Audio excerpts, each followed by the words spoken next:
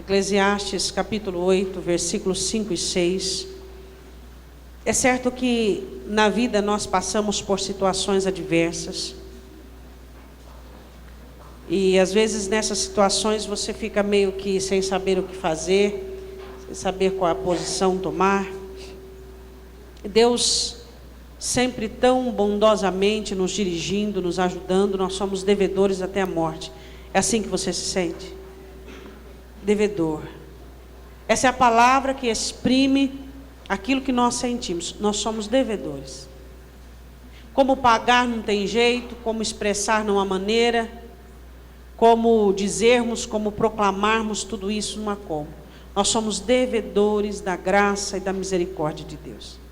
Devemos a esse Deus o ar que nós respiramos, devemos a esse Deus a nossa vida, devemos a esse Deus em todo tempo, em todo momento. Nós somos devedores.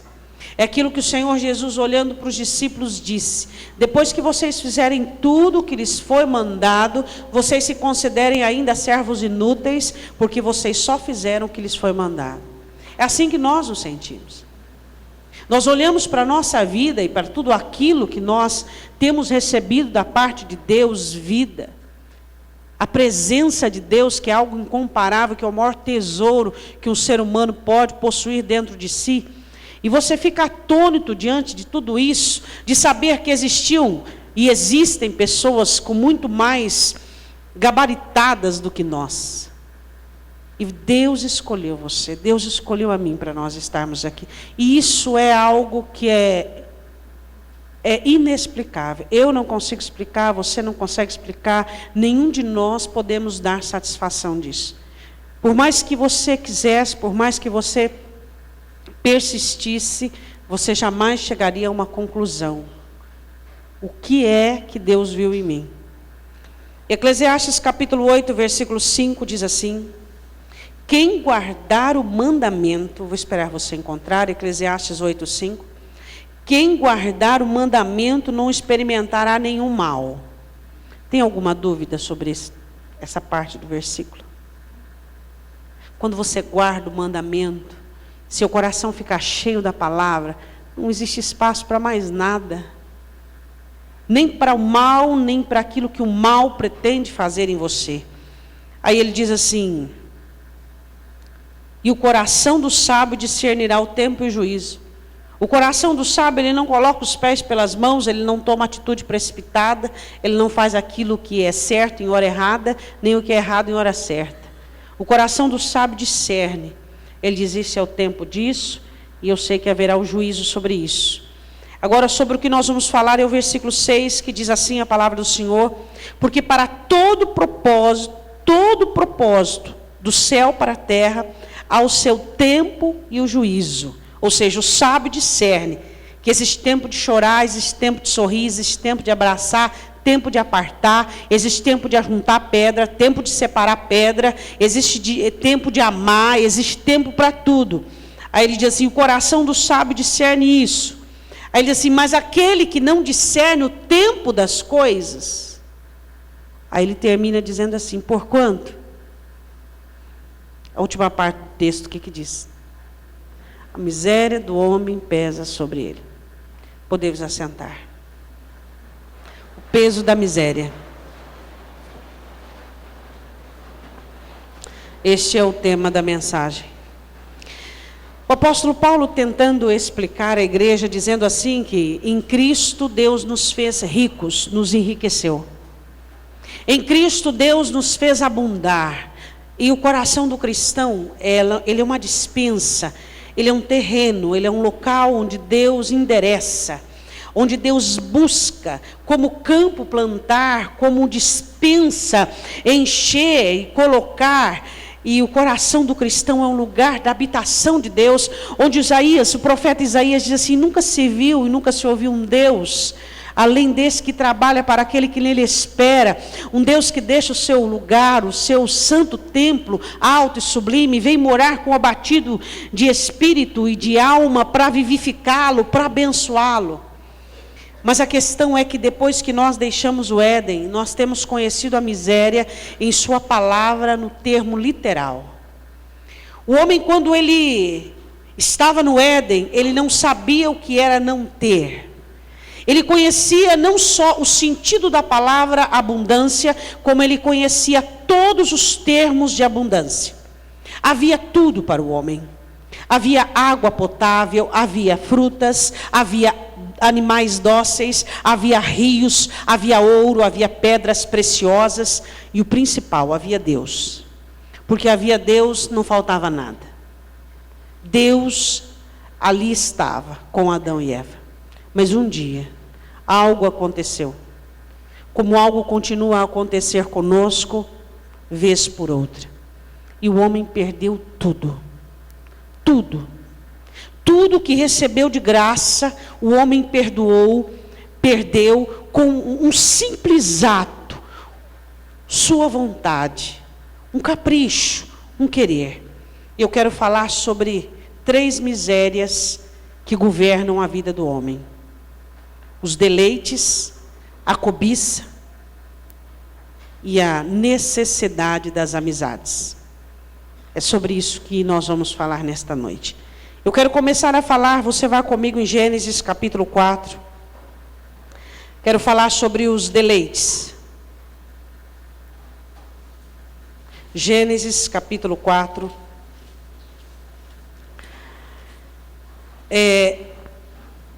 Viver com Deus é estar sempre aprendendo. Nós nunca vamos chegar num ponto de dizermos que sabemos tudo. Funciona mais ou menos assim. Você pode possuir o que Deus tem para te dar, mas você não pode pôr o coração. Funciona mais ou menos assim. Você pode desfrutar de tudo que Deus te deu, mas aquilo não pode ser sua fonte. Às vezes você diz assim, é meio complicado, a situação às vezes fica complicada para eu entender. Mas conforme você vai convivendo com Deus, você vai aprendendo o que Deus gosta e o que Deus não gosta. Não é assim a convivência? Quando você vai convivendo com o Senhor, você vai entendendo por que Deus te abençoa. Deus te abençoa para que você olhe para Ele. Deus te faz bem para que você esteja bem, para adorá-lo, para amá-lo, para servi-lo, para querê-lo. Deus te dá amor, te dá graça, te dá felicidade, te dá alegria, para que você devolva tudo isso para Ele. E conforme você vai convivendo com Deus, você vai aprendendo certas coisas.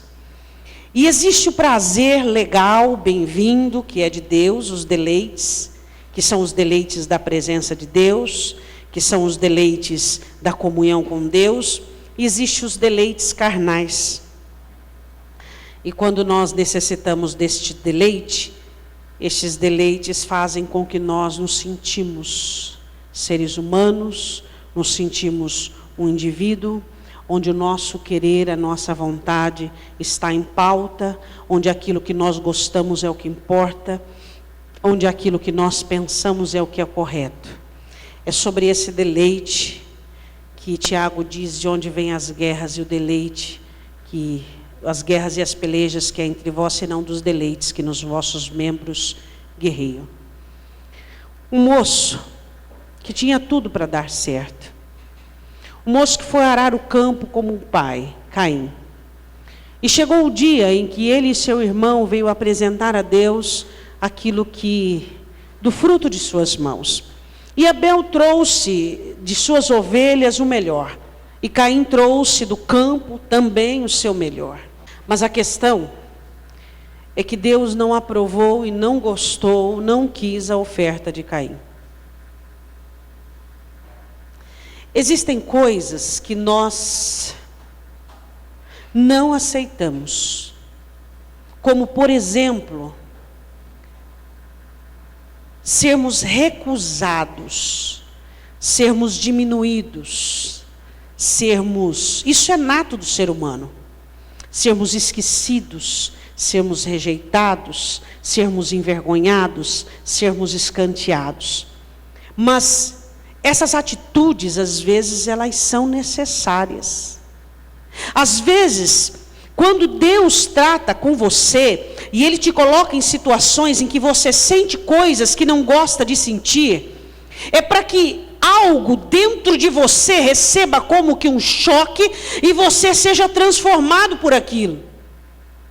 Nenhum ato cirúrgico pode ser sem uma atitude invasiva, algo que venha ferir, algo que venha machucar. O Senhor diz: eu firo e saro.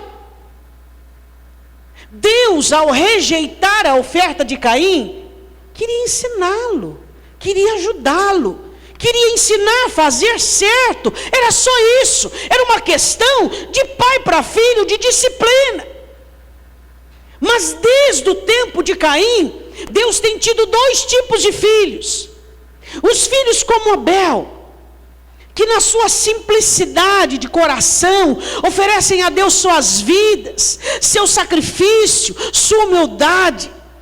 E os filhos como Caim, que trabalham, que se esforçam, e que buscam no seu trabalho o reconhecimento, e que buscam evidenciar-se, que buscam projeção, e quando algo acontece que não estava no seu script de vida, eles se sentem furtados, roubados, lesados, e se voltam contra Deus, porque a rebelião, seja ela de qual ponto for, com a vida, com o seu patrão, com quem for, ela é contra Deus. Toda rebelião é contra Deus.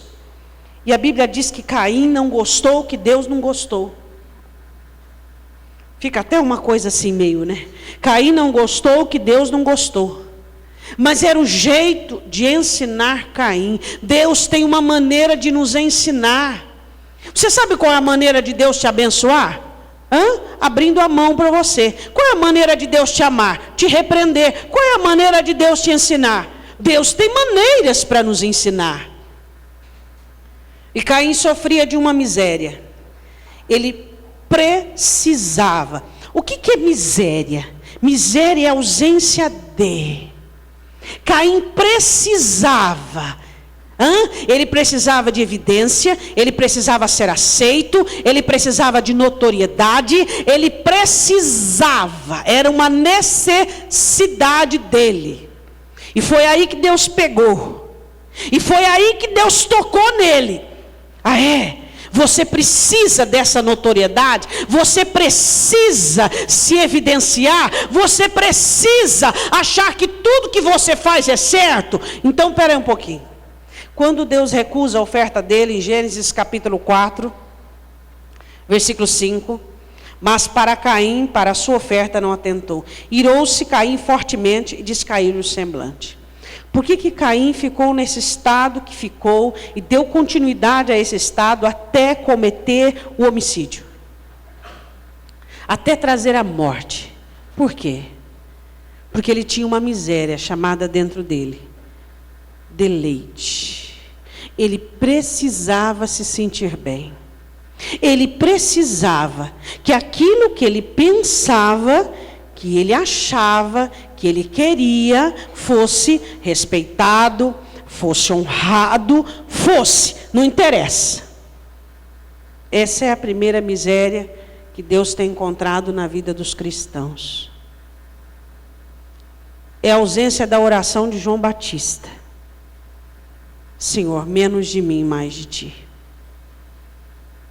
Nós buscamos como seres humanos os nossos deleites. Desavenças conjugais, intrigas, brigas, discórdias. As pessoas, elas querem que a sua identidade, o que são, ganham notoriedade no mundo e se esquecem que a Bíblia diz que nós, a palavra de Deus nos ensina que nós temos que morrer a cada dia. Que nós temos que negar a nós mesmos para que Cristo viva em nós, porque se nós não morrermos, não haverá Cristo em mim, e se não houver Cristo em mim, não tem eu no céu. Nós temos nos esquecido disso. Essa miséria chamada deleite, onde o ser humano necessita e precisa do seu conforto, do seu bem-estar. Ele precisa de todas as suas necessidades não básicas, mas os seus deleites sanados e saciados é o que ele gosta que vale. Ele diz assim: eu não faço isso porque eu não gosto, eu não vou ali porque eu não quero. É somente a cartilha de seus desejos, é somente as práticas de seus deleites que vale. Isso aqui para ele é um lixo, porque fica escanteado, é ignorado. frequentamos as igrejas, fazemos as nossas orações, levantamos as nossas mãos que não são santas, mas na hora de praticarmos a palavra, na hora de vivermos o beabá da palavra de Deus, nós tropeçamos em nossos próprios cordões umbilicais, onde ainda estamos ligados àquela velha natureza, aquela pessoa ínfima, diminuta, pequena que nós éramos. E você e eu ficamos escravos, perdemos grandes oportunidades vindas de Deus, de melhorarmos como pessoas, de adquirirmos a identidade de Cristo, porque nos ufanamos, nos insurgimos em nós mesmos, nos levantamos contra tudo o que é repreensão, tudo o que é não que vem de Deus. Todos os não gostos de Deus nós recusamos.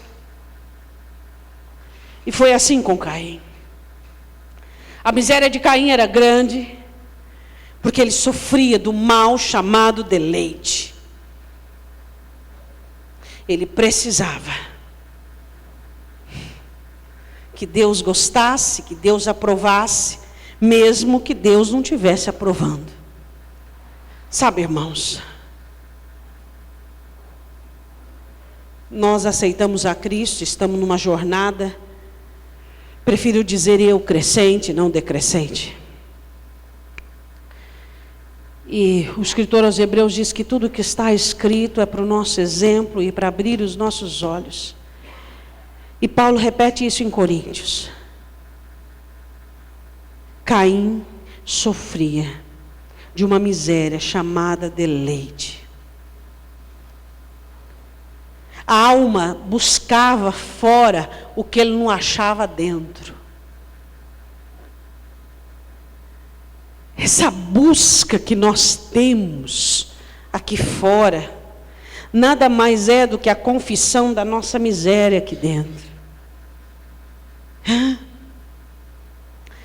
A Bíblia diz assim, Deus olha para Caim e diz assim, por que tiraste? Por que descaiu o teu semblante? Não tinha razão. Tem coisa na sua vida que não tem razão. Se você chegar para Deus e dizer, Senhor, eu fiz isso por conta disso, o Senhor fala, isso não é razão. Não tem razão. Não tem razão. Nós não temos razões. Deus sempre estará com a razão, seja Deus verdadeiro e nós mentirosos, Deus sempre está com a razão, Deus sempre tem a verdade. Mas espera um pouquinho, você não é filho, você não tem que obedecer, você não tem que ser humilde. E Deus olha para ele e ainda investe o tempo. Não prefiro usar a palavra gastar, eu prefiro usar a palavra investir. Deus investe o tempo e diz assim, espera um pouquinho, se você tivesse feito certo, é certo que você teria sido aceito. Você não fez certo, olha. Se bem fizeres, não é certo que serias aceito? Se não fizeres bem, o pecado jaz à porta, sobre ti será o teu desejo, mas sobre ele deves dominar. Se um homem não conseguiu dominar um deleite e uma necessidade de impor aquilo, como queria dominar o pecado? Sabe quando é que você abre a porta para o pecado na sua vida? Que vai destruir seu casamento, que vai destruir tudo? Quando você abre a porta para os seus deleites. Quando é você e não Cristo que aparece na situação. Não Cristo. É você que age e não Cristo. É você que pensa e não Cristo. Nessa hora você está abrindo a porta para o pecado que vai destruir você, vai destruir sua família, vai destruir seu casamento. Por quê? Porque se você não consegue refrear um deleite, você não consegue refrear um intuito, um instinto humano, como que você vai lidar com algo que Satanás domina sobre ele? O Senhor Deus explica para Caim, você deve dominar primeiro as coisas humanas, para que depois você domine sobre as coisas espirituais. Se eu não domino sobre mim, como é que eu vou dominar sobre a cobiça, sobre o pecado, sobre a tentação, sobre tudo aquilo que Satanás tem contra mim? Você tem que dominar sobre a sua humanidade. Não é o que você quer que você tem que fazer, mas o que é certo. Não é o que você gosta, mas o que é certo. Não é o que você pensa, mas é o que é certo. Isto é ser filho de Deus. Caim ficou irritado, não gostou. Olha para o seu irmão e diga assim: sabe quando você começa a deixar de ser filho de Deus? Quando você fica irritado, quando é repreendido. Você está começando a iniciar-se a fase de ser bastardo. O filho aceita a repreensão do pai. O filho aceita a repreensão do pai. Abaixa a cabeça, fica quieto e diz: sim, Senhor, sim, Senhor, sim, Senhor. Sim, Senhor, sim, Senhor, sim, sim. O escritor aos Hebreus diz: eu repreendo e castigo. Tem gente que diz assim: Deus não castiga. Mentira, Deus castiga. Deus castiga, Ele usa o que for preciso para trazer você de volta, para trazer você à sanidade, para que você não perca a sua salvação, algo que custou muito caro, algo que é precioso, a sua salvação. E a Bíblia diz assim, que Caim escutou aquilo e foi dar vazão para o mal. Ele chama o irmão para o campo e vai com o seu irmão e mata o seu irmão. E sabe o que gera disso? Uma maldição. Caim recebe uma maldição. Diga comigo: deleites geram maldições. Você sabe o que é um deleite? Querer frívolo.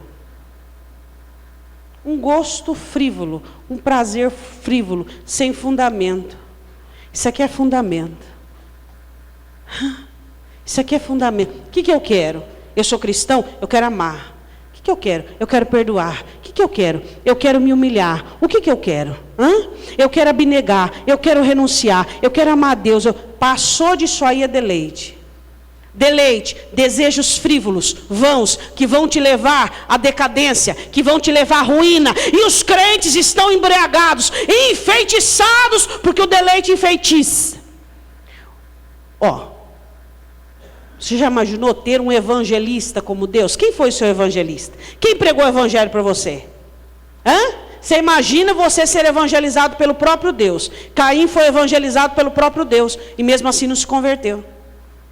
O próprio Deus falando com ele. Por quê? Porque o deleite encanta o ser humano de tal maneira que ele começa a ficar irritado, ele começa a ficar nervoso, ele começa a ficar bravo, porque ele já está vencido e dominado pelo querer, dominado pelo deleite. Ele precisa se evidenciar, ele precisa do seu eu, ele precisa da sua vontade, ele precisa da sua carne. Não vale mais as regras da Bíblia para ele. O que Deus fala não tem mais sentido, mas o que tem sentido é o que Ele sente. O que tem sentido é o que Ele pensa. O que tem sentido é o que Ele quer. Ele não consegue mais aderir àquele quebrantamento anteriormente sentido. Ele não consegue mais aquelas práticas antigas cristãs, porque ele está envolvido pelo deleite humano, pelo prazer humano, pela necessidade de a sua vontade ser evidenciada. Quero que você vá comigo em Josué capítulo 7. Quero falar da segunda miséria. Quero falar sobre a cobiça. O que é a cobiça? É o desejo de alguém que não tem contentamento. Josué capítulo 7. Você tem contentamento? Você é feliz com as coisas que Deus te deu? Você é contente, você dá graças, você reconhece. Existem pessoas que não têm contentamento, sentem inveja. A inveja é uma doença espiritual. E quem tem inveja, se não se dedicar necessariamente, morre com ela. A inveja é um mal terrível. Um mal terrível. E existem muitos cristãos que sofrem de inveja. E sabem que são invejosos. Quando é que você sabe que você tem inveja? Eu vou dar algumas dicas para você. Quando você está numa turminha e você não é evidenciado e você quer se evidenciar. Esse é um dos primeiros sintomas da inveja. A inveja é quando você repara muito na outra pessoa. Isso é inveja. Toda pessoa que repara, que observa detalhes, que analisa, isso é inveja. E todo invejoso sabe que é invejoso. Todo invejoso sabe que é invejoso. E os invejosos não herdarão o reino dos céus. E a cobiça e a inveja andam juntas. Acã recebe a ordem e sabe que nada, nem um fio de prata ou de ouro poderia ser tirado da vitória em Jericó, que tudo era de Deus. Mas Acã vai e vê uma boa capa babilônica, alguns ciclos de prata e uma cunha de ouro, e vai, toma aquilo e esconde debaixo da sua tenda. E eles vão guerrear contra Ai, e eles vêm perdendo vidas, derrotados. Josué rasga a sua roupa e começa a orar e a chorar, e Deus olha para eles assim: por que é que você está prostrado desse jeito? Há pecado no meio do arraial. Cobiça. Não cobiçarás a mulher do teu próximo, não cobiçarás o gado do teu próximo, não cobiçarás a tenda do teu próximo, a terra do teu próximo, a colheita do teu próximo. A cobiça hoje é algo tão comum no meio dos cristãos, que você fala de cobiça, parece que você é do outro mundo. A cobiça é pecado, e ela destrói quem ela possui. Cobiçar a mulher do próximo. Mas não é do próximo, pastor, eu não sei se tem próximo. Hoje em dia, a cobiça se tornar algo tão comum, que as pessoas sem nenhum pudor, sem nenhum cristianismo, homens cristãos cobiçam com maior descaramento, com a maior cara de pau. E não tem só homem que cobiça, não, tem mulher que cobiça também. Hoje em dia dizem as pesquisas, né, que as mulheres estão às vezes mais terríveis do que os homens. E mulher cobiçando e homem cobiçando, uma verdadeira Sodoma, uma verdadeira Sodoma. E Acã cobiça algo que era de Deus. Coisas que são de Deus não se mexe, não se toca, o que é de Deus, você não se envolve com o que é de Deus. Tem coisa que a gente aprende na vida, a gente aprende para valer. Ó. Você não mexe no que é de Deus, você não toca no que é de Deus. No que é de Deus, ó, se você não puder colaborar, você fica longe. Não mexe no que é de Deus. Deus é zeloso, Ele tem uns ciúmes das coisas dEle. Zelo santo. Você imagina o que é um zelo santo. E Ele foi mexer naquilo. E o povo começou a perder. Porque a cobiça, o que ela traz? Ela traz destruição. Não existe, não existe. Quem cobiça vai trazendo destruição, destruição, destruição. Quando vê, já está na miséria. A Bíblia diz assim em Josué capítulo 7, versículo de número 12. Por isso os filhos de Israel não puderam subsistir. Vamos ver o versículo 11 que explica. Israel pecou. Diga comigo, a cobiça é pecado.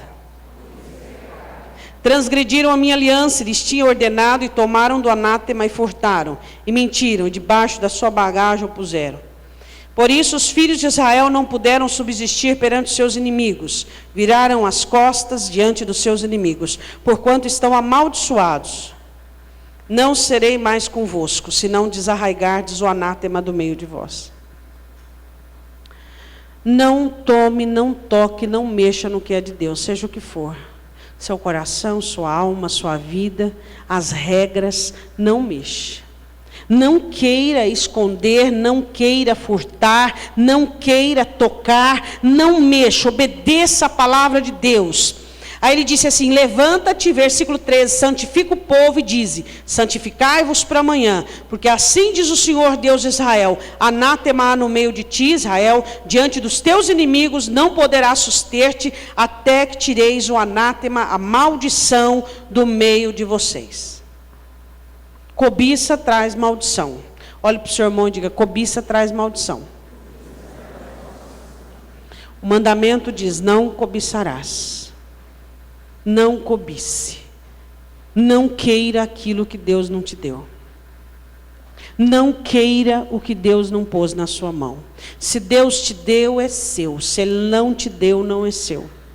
Não faça com que os teus olhos coloquem a perder sua alma. Jesus olha e explica: se teu olho te escandaliza, é melhor você arrancá-lo, porque com um olho só você entra no céu, mas com os dois você pode ir para o inferno. Como é que você vence a miséria da cobiça? Insatisfação, meu irmão. Pessoas insatisfeitas pecam. E sabe qual a única satisfação que existe na face da terra? A única satisfação que o ser humano pode conhecer? Desceu à terra há mais de 2.000 anos atrás. Qual é o nome dele? A única satisfação que enche o coração do homem, preenchendo todas as lacunas, preenchendo todos os lugares, se chama Jesus Cristo. Quem? Jesus basta para mim. Então, pera um pouquinho. Então eu não preciso de deleite. Eu não preciso do meu eu indo à frente. Jesus vai à frente de mim. Eu não preciso de cobiça. Eu sou contente e satisfeito com o que Deus me deu. Eu sou feliz. E a Bíblia diz assim, que chegou para buscar quem era o responsável, caiu em Acã. E no versículo 20, ele diz assim, do capítulo 7, verdadeiramente pequei contra o Senhor Deus de Israel, e fiz assim e assim. Quando vi entre os despojos uma boa capa babilônica, 200 ciclos de prata e uma cunha de ouro, e o peso de 50 ciclos. O que ele diz aí? E o tomei. Não traga para si, para a sua vida, algo que Deus não te deu. O apóstolo Paulo explica uma coisa tão simples. Ele diz assim, ninguém pense de si, além da fé que recebeu. Às vezes você acha que porque Deus te salvou, Deus te abençoou, Deus te amou, tudo é para você, você pode tudo. Respeite os limites. Respeite as limitações que Deus te impõe. Isso eu posso, fica dentro do limite. Isso Deus não gosta que eu faço. Isso Deus não quer que eu faça. Eu preciso agradar a Deus. Porque nós frequentamos a igreja porque nós queremos ir para o céu, correto? É correto isso? Nós aguardamos o nosso Senhor Jesus Cristo vir nos buscar, não um ser humano isolado, outro para cá, outro para lá, mas a noiva dele, aquele que está se alimentando, aquele que vive em comunhão, aquele que nutre amor, amizade, aquele que vai crescendo. Então, se nós esperamos essa dispensação de glória, nós precisamos entender: santificai-vos, porque sem santificação ninguém verá o Senhor. Eu sofro dessa miséria, eu preciso alimentar a minha alma com os meus olhos. Dobra o seu joelho no chão e diga: Jesus, seja o pão da minha vida, seja aquele que sacia a minha alma, para que eu não necessite do pecado para alimentar a minha alma. Quando você peca para saciar você, você está olhando para Deus, dizendo aquilo que Ele diz em Malaquias: sua mesa é desprezível, Senhor. O que o Senhor me dá não é suficiente. O seu pão é um pão imundo, é um pão cheio de bolor. É isso que nós estamos fazendo. Quando você usa outros meios para saciar a sua alma, quando você faz uso do pecado, para que você se sinta bem, para que você alimente a miséria que existe dentro de você. Você está deixando a mesa que o Senhor Deus pôs. Você está deixando o pão da vida. Você está deixando o sangue de Cristo. E você está dizendo: tudo que o Senhor me deu não vale nada. Eu prefiro o pecado. Eu prefiro o diabo. Eu prefiro as emoções. Eu prefiro a carne do que o Espírito. Luta contra o pecado, meu irmão. Luta contra o pecado. Luta contra o mal que existe dentro de você. Não faça como Caim, que foi marcado, amaldiçoado. Não faça como Acã. O lugar onde Acã foi queimado, apedrejado, depois queimado com seu gado, com sua família, se chamou Vale de Acor. Sabe o que significa Acor? Perturbação, tribulação. Cobiça vai te trazer tribulação. Você ficar se intrometendo em coisas que não são suas, se envolvendo em questões. Quer paz? Fique quietinho na sua. Quer paz? Se acomode a sua vida. Cuide de seus interesses, de seus assuntos. Não queira, não estique os olhos além da cerca. Olhe para aquilo que Deus tem te dado. Enxergue a cerca espiritual que Deus coloca ao seu redor. O mundo está perdido, meu irmão. As mulheres andam nuas pela rua. A televisão, ela faz apologia da prostituição, do adultério, sem nenhum pudor. Muitos estão se perdendo, enfrentando tudo com muita naturalidade e assumindo tudo isso. Só que nós somos filhos de Deus. Eu quero ir para o céu, e você? Nós queremos ir para o céu. Nós temos que ter um posicionamento diferente. Se você cobiçou nesse ano, faz um propósito com Deus. Fala: Senhor, eu não quero arrancar um olho não, literalmente. Se o Senhor disse literalmente, não quero isso. Mas, Senhor, em nome de Jesus, eu quero que o Senhor me baste. Que a esposa que o Senhor me deu me baste. Que o marido que o Senhor me deu me baste. Que o carro que o Senhor me deu me baste, que a casa que o Senhor me deu, se eu quero algo melhor, mas com contentamento, uma fé com contentamento, porque a fé nunca se unirá ao meu coração, onde houver cobiça e houver inveja. E a Bíblia diz assim: até o dia de hoje, onde ele foi queimado, o vale da perturbação. Quero falar agora sobre Israel. Vá comigo em Deuteronômio capítulo 7. Existem algumas coisas que Deus não gosta. Deus é um Deus exigente, sabia? Sabia disso? Deuteronômio capítulo 7. Deus é um Deus exigente. Muito exigente. Por isso que eu sempre digo para vocês: não é qualquer pessoa que serve para o cristianismo. Não é. Existem pessoas que tentam ser crente, que você fica até compadecido dela. Tenta e vai, não consegue. Chega lá no final, é reprovado. O cristianismo não é para qualquer um. E se você observar, você vai chegar a essa mesma conclusão. Jesus mesmo diz: você quer construir uma torre, vê bem, porque se você não conseguir acabar, você vai ficar envergonhado, então melhor você não começar. Deus é um Deus exigente. Ele tem ciúmes do seu povo, ele tem zelo pelo seu povo, ele não gosta do seu povo misturado com qualquer pessoa, de qualquer jeito. Ele se intromete mesmo na tua vida, ele puxa a sua orelha, ele te chacoalha, ele te pega de couro às vezes, porque ele é teu Deus, ele é teu Pai, ele é exigente. Tem um negócio lá no seu coração já nascendo, e ele vai já tratando, desmascarando aquilo e tirando a cobertura, porque ele é Deus, ele é exigente. Ele é Deus. Se ele fosse um ídolo qualquer coisa serviria, mas ele é um Deus exigente. E havia e há uma regra a quem serve a Deus, que não pode ter mistura, não pode ter amizade necessárias que comprometem. Problema no meio dos crentes. Deuteronômio 7:1, quando o Senhor teu Deus te houver introduzido na terra, Deuteronômio capítulo 7, versículo 1, a qual vais para possuir, tiver lançado fora muitas nações diante de ti, os heteus, gergazeus, amorreus, cananeus, perizeus, heveus, jebuseus, 7 nações mais numerosas e mais poderosas do que tu, e o Senhor teu Deus as tiver dado diante de ti para as ferir, totalmente as destruirás, não farás com ela aliança, nem terás piedade delas, nem te aparentarás com elas, não darás as tuas filhas nem teus filhos, e não tomarás as suas filhas para teus filhos, pois fariam desviar teus filhos de mim, para que servissem a outros deuses, e a ira do Senhor se acenderia contra vós, e depressa vos consumiria. Tem alguma dúvida aqui? Não. Então nós vimos 3 tipos de miséria. Primeiro, qual foi? A de Caim, deleite, evidência, eu.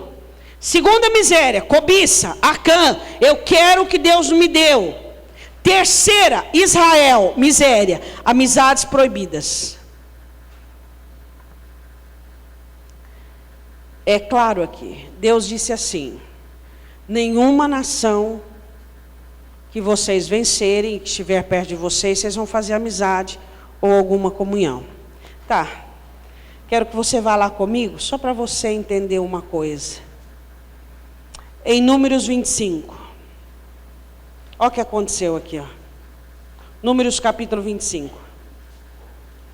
Os israelitas pecam com as filhas dos moabitas. Versículo 2, Números 25, 2.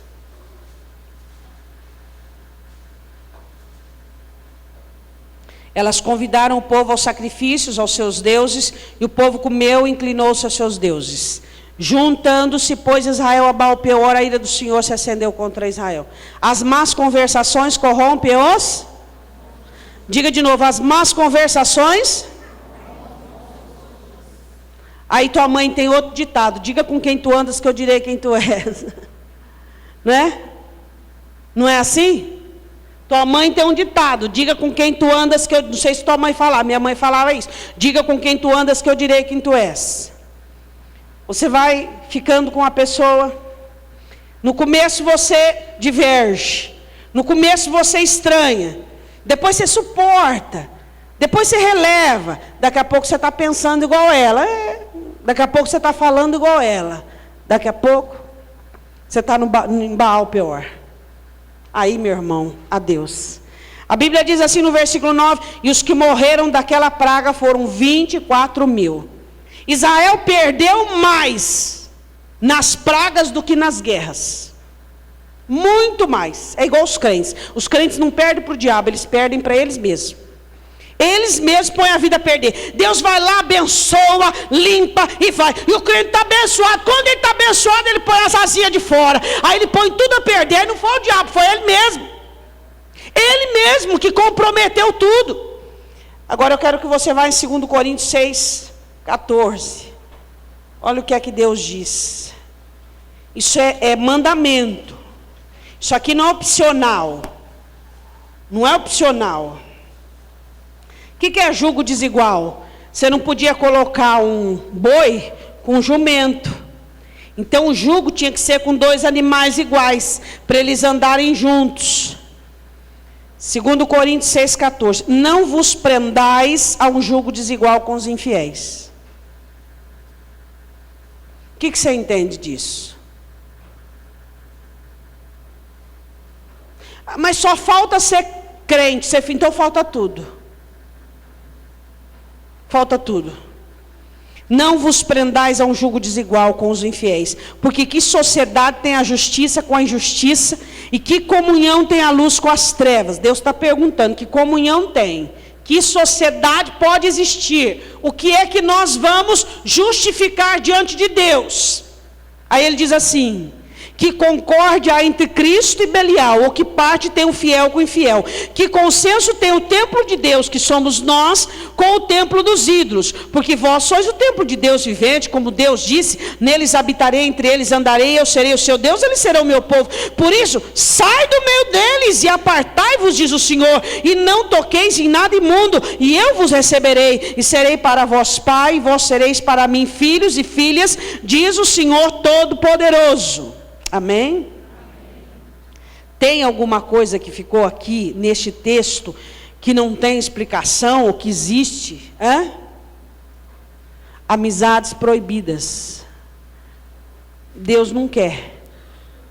Por quê? Porque você é dele. Agora, se existe alguém que não é de Deus, aí Deus não interfere. Pode fazer o que quer, você não vê as pessoas aí do mundo.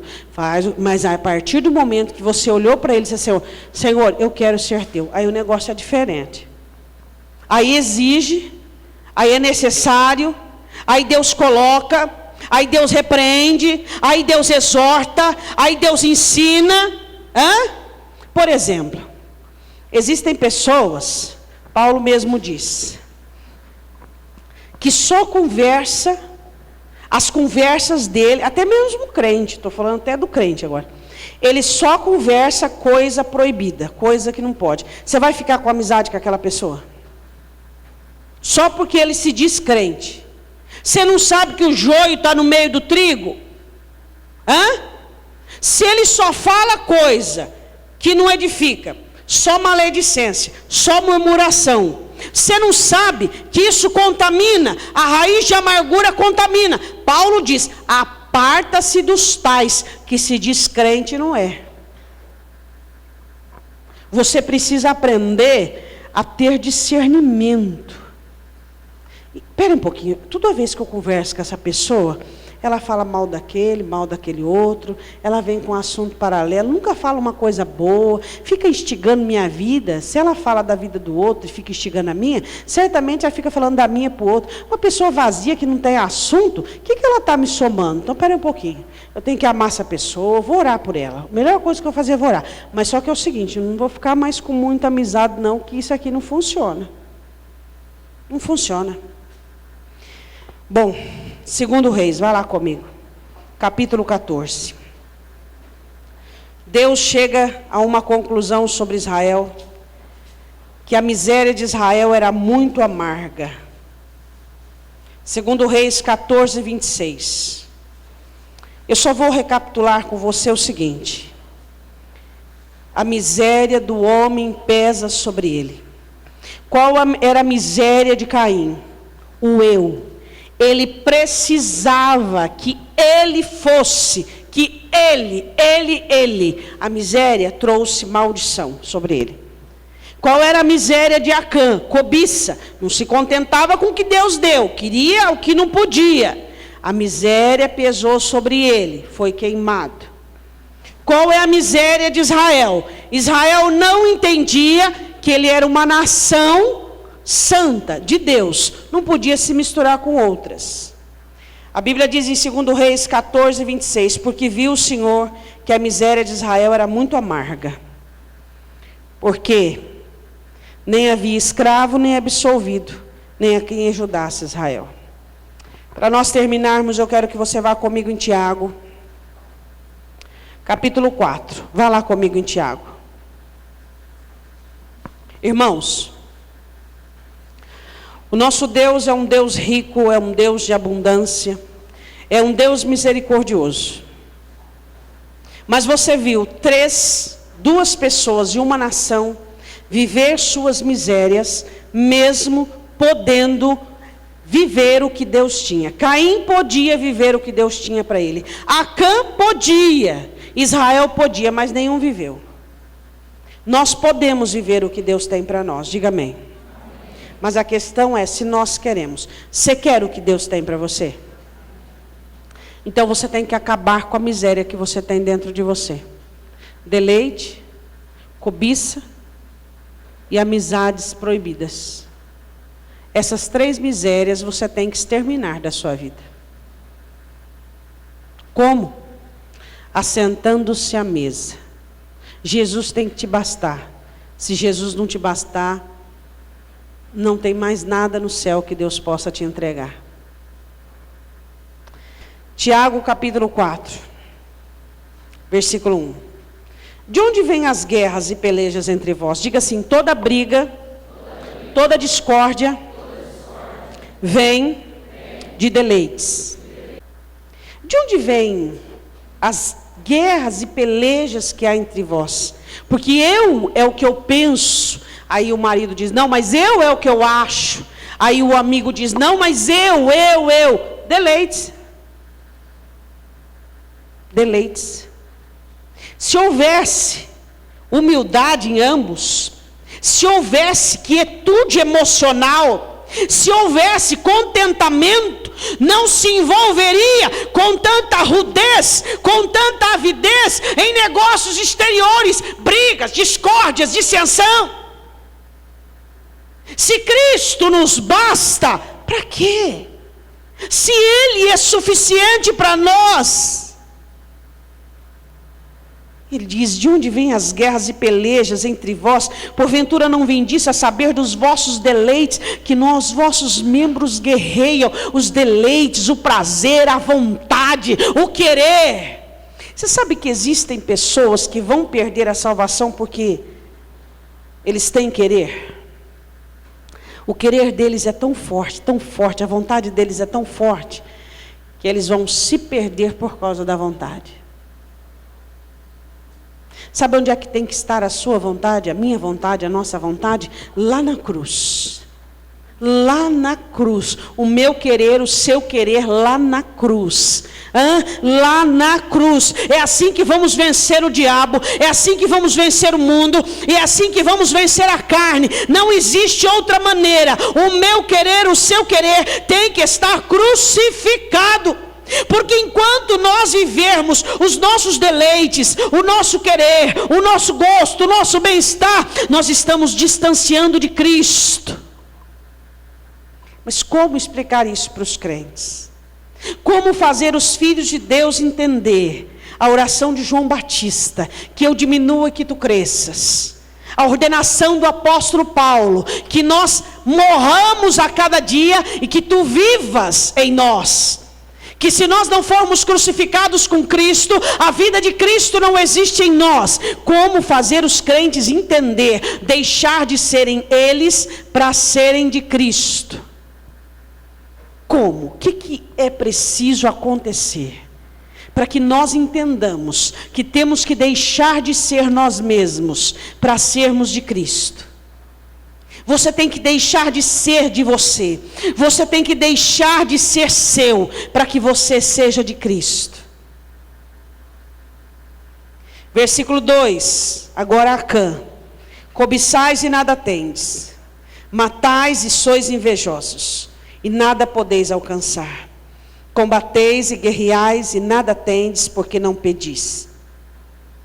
Aqui Tiago explica que se troca a petição pela cobiça, se troca a petição pela inveja, se troca a petição pelos combates, pelas guerras, e aí quando o crente se dá por conta, ele está perdendo tudo que Deus lhe deu. Pedis, aqueles que pedem não recebeis, porque pedis mal, para gastardes em vossos deleites. Adúlteros e adúlteras, agora Israel, não sabeis vós que a amizade do mundo é inimizade contra Deus? Quer ser amigo de Deus, não seja amigo do mundo. Hoje, as coisas do mundo, elas vêm tão naturalmente, que elas são recebidas e entram na casa dos crentes pela porta da frente. As coisas do mundo, hoje se você fala assim, isso é do mundo, você fica até, passa até por fanático. Né? Fala assim, nossa, esse crente é fanático, coitado dele, né? Ó. Mas o caminho é assim e estreito. O caminho é assim. O alvo é assim. Você passa por fanático. Você olhar para um crente, você fala assim, não, eu não sou do mundo, eu não faço essas coisas porque eu não sou do mundo. Você fala, nossa, eu sou crente, mas não sou desse jeito aí não, eu sou uma pessoa mais moderna, eu sou uma nova versão. Nova versão? Uma nova versão. Sou um crente nova versão. Ah, é? Ah, sei. Se existisse nova versão, Deus tinha escrito já, mandado escrever, uma Bíblia, 2 Bíblias, 3 Bíblias, conforme a humanidade fosse mudando, Deus ia mudando a Bíblia também, não é verdade?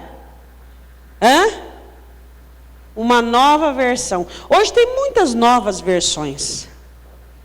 Mas a única versão que eu e você conhecemos é aquela que Deus trouxe a este mundo há 2000 anos atrás, chamado Jesus Cristo, que o apóstolo Paulo diz assim, que ele veio para ser o molde, para ser o primogênito, e gerasse muitos filhos para Deus, e ele nos deu o Espírito, para que por meio do Espírito Santo, nós chegássemos à estatura mediana, perfeita de Cristo. Amém? Amizade com o mundo constitui inimizade contra Deus. As coisas do mundo não nos pertencem, nada temos a ver com o mundo. E aí você diz, mas eu sou tentado, mas eu sou atraído. Ora, dobra o joelho no chão, confessa e diz, Deus, que a tua mesa me baste, que eu acabe com a minha miséria comendo na tua mesa. Porque se eu ainda sou miserável, se eu ainda preciso das coisas do mundo, se eu ainda necessito do pecado, se eu ainda necessito transgredir para viver bem, para me satisfazer, é porque eu ainda não me satisfiz com a tua mesa. Mas quando eu me satisfazer com a tua mesa, eu não terei mais miséria, eu terei a abundância do Senhor dentro da minha alma. Amém, irmãos? Ele diz, adúlteros e adúlteras. Na parte B do versículo 4, portanto, qualquer que quiser ser amigo do mundo, constitui-se inimigo de Deus. Deus tem inimigo? Tem. É o diabo? Não. Quem são os inimigos de Deus? Quem quer servir a dois senhores. Quem é inimigo de Deus? São os ímpios? Não. Quem é inimigo de Deus? É aquele que quer servir a Deus, mas ao mesmo tempo quer o mundo.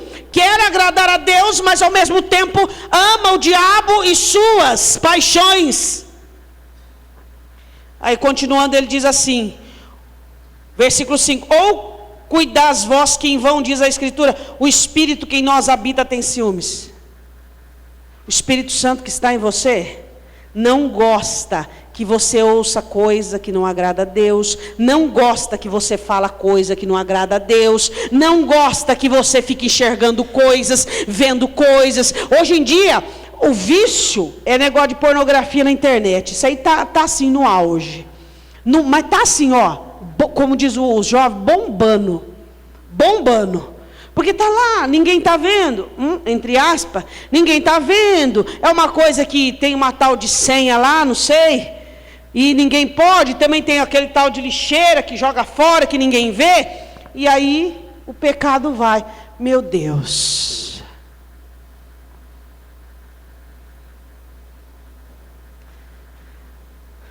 A mesa. Espera um pouquinho. Quer ver pornografia? Por quê? Por que quer ver pornografia? Que espírito maligno é esse? Que espírito maldito é esse? Dobra o joelho no chão, fala, Deus, eu tenho um vício pornográfico, confessa teu pecado, Deus me liberta, unge a tua cabeça, faz jejum. Se essa casta sai com oração e jejum, ora 3 vezes por dia, jejua, mas não vá para o inferno por causa de uma miséria. A mesa foi posta lá na cruz, ali Jesus satisfaz para te fazer um cristão totalmente sarado, abençoado, sem necessitar do pecado, sem necessitar da miséria desse mundo para se satisfazer. Você não precisa disso. Ninguém precisa disso. O diabo não tem mais, não tem, já esgotou. O diabo não tem mais nada, ele não inventa nada. Essa pornografia, essa sujeira, para com isso. Diga para Deus, Senhor, me liberta, acaba com isso na minha vida, Pai, eu não quero mais. O Espírito Santo tem ciúmes, ele não quer isso na sua vida. A Bíblia diz que os anjos de Deus estão ao nosso redor.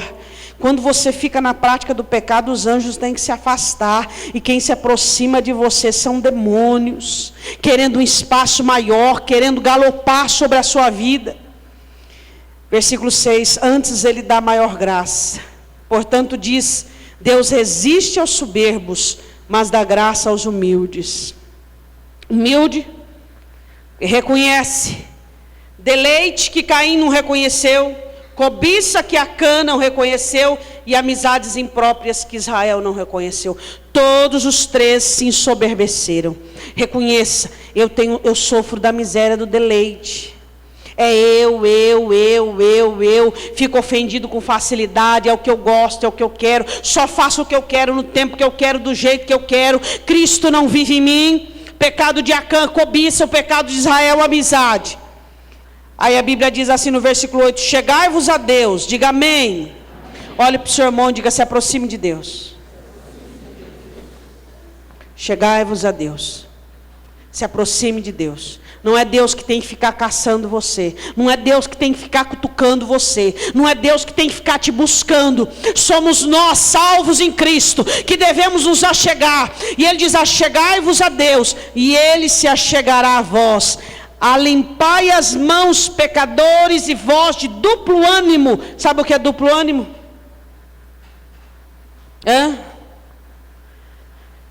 Tanto ter energia para vir à igreja, para orar, para cantar, tanto ter energia para pecar, para acessar pornografia, para fazer coisa errada. Isso é duplo ânimo.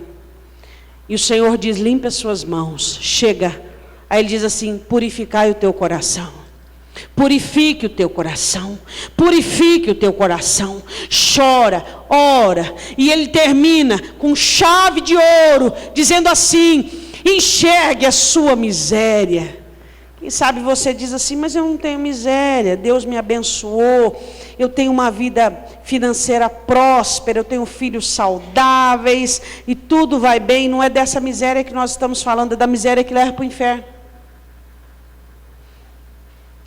É da miséria que vai fazer muitos crentes se equivocarem com a sua partida aqui da terra. É dessa miséria que nós estamos falando. É da miséria que condenou Caim, é da miséria que condenou Acã, e da miséria que condenou Israel. É dessas três misérias que nós estamos falando. Deleites, cobiça e amizades impróprias. É dessa miséria que nós estamos falando. Esses dias eu disse aqui e vou repetir. Existem cristãos que se julgam de Deus e abençoados, porque se norteiam pela prosperidade. Não faça isso. Não se equivoque com isso. Deus me ama, eu vou para o céu, Deus está aprovando a minha vida, porque eu estou abençoado. Não se norteie por isso. Você pode estar sendo abençoado porque Deus está te provando. Muitas vezes Deus abençoou para provar. Muito cuidado com isso. Quando é que você olha para a sua vida e diz: eu estou bem na fita, estou bem com Deus? Quando você está frutificando. A Bíblia diz: quando você frutifica, Jesus foi procurar fruto, não encontrou. Pelos frutos é fruto. Eu consigo amar quando tem ódio. Eu consigo ter paz onde tem guerra. Eu consigo ter longanimidade quando tudo extrapolou. Eu consigo ter fé, é fruto. Olha para o seu irmão e diga: é fruto. Não é dinheiro no bolso. É fruto. É fruto que nos identifica como cristãos. Não é bênção. A bênção são demais coisas. Deus abençoa porque Ele é bom. Deus não te abençoou porque você é bonzinho. Não foi sua fé. Não foi nada disso. É porque Ele é Deus. Ele é bom. Ele é bom. Ele é bom. Você não tira o prato da mesa do seu filho quando ele está comendo só porque ele respondeu para você, não. Você diz: come aí, meu filho. Você viu como eu sou bom? Você está ruim, mas eu estou bom. Deus é bom. Ele nos abençoa porque Ele é Deus, não porque nós somos alguma coisa. Aí Ele diz no versículo 9: senti as vossas misérias. Você conseguiu sentir a tua miséria nessa noite? Olhar para Caim e dizer assim: espera um pouquinho. Esse negócio de eu achar que eu sou grande coisa, é a minha vontade, é o que eu penso, é o que eu acho, é o querer... E Deus nada, a Bíblia nada. Espera um pouquinho, estou no mesmo caminho desse homem aí. Deus está falando comigo que o meu deleite, o meu prazer está na frente de tudo. É o que eu quero, é o que eu gosto que manda na minha vida. Espera aí, eu não quero ir para o inferno, não. Você sentiu a tua miséria, por exemplo, no caso de Acã? Ai, Senhor, eu confesso, viu? Porque olha, quando nós cobiçada feia aí, cobiça o carro do outro, cobiça a casa do outro, cobiça a vida do outro, fico reparando no outro, invejo o outro, quero a coisa que o outro tem, cobiça a mulher do outro, tudo, Pai. Ô, Senhor, eu sinto a minha miséria, Pai. Eu sinto, eu não quero ir para o inferno por causa disso. Israel. Ô Senhor, eu reconheço mesmo que as coisas do mundo me atraem, e que é música do mundo, amigo do mundo, tudo do mundo, eu gosto das coisas do mundo, Pai. Eu não estou preparado para o céu não, Pai, então, mas eu quero ir para o céu, Senhor. Eu quero, a Tua palavra diz, sem santificação não posso te ver, ser de santo porque eu sou santo. Deus, eu quero essa santificação na minha vida, eu acredito na Tua palavra, é na Tua palavra que eu creio, no Teu poder que eu creio. Sinta. A Bíblia diz, senti as vossas misérias. Aí ele diz assim, quando eu sinto a miséria, o que eu faço? Eu choro, eu lamento e choro. Converta-se o vosso riso em pranto e o vosso gozo em tristeza. Quando eu sinto a minha miséria, eu choro.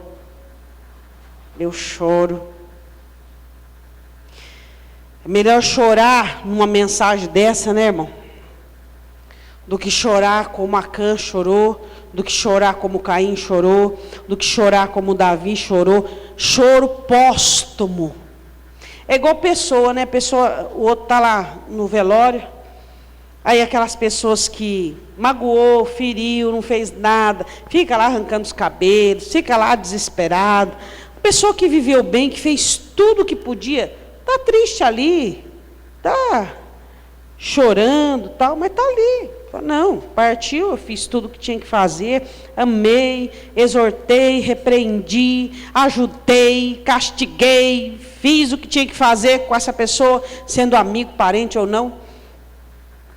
Mas o choro póstumo é doído, porque vem com remorso e com culpa. Você, diante de uma mensagem dessa, Deus falando com você sobre